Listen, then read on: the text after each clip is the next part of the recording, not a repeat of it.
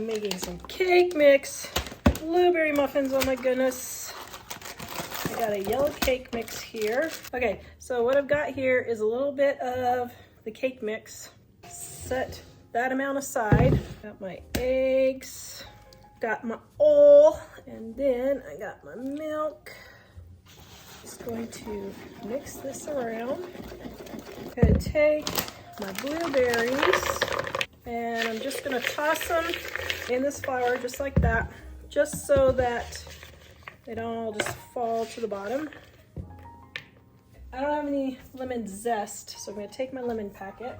I'm gonna sprinkle just a little bit, sprinkle the whole thing in my lemon packet. Pour that in, okay. And now I just ruined my whole thing. I totally spaced. Oops. So now it's gonna turn it all purple. Okay, well now we're having striped blueberry muffins. Oh, you gotta love me anyway. Okay, got my garage sale. A restaurant was going out of business muffin cups.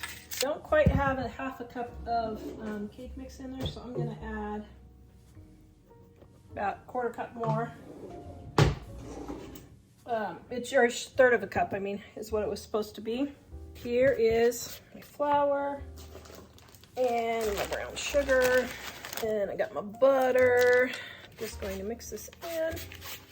Use your fingers if you want to. Top. Right there they are, fresh out of the oven. I have a lovely blueberry muffin that I messed up. Looks pretty lovely. So we'll see if it